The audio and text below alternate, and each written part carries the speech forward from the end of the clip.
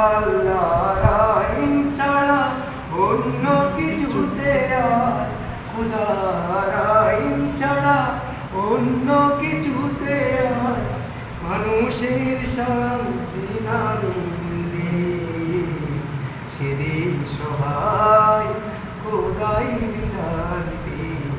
দুঃখ বেদনা বলবে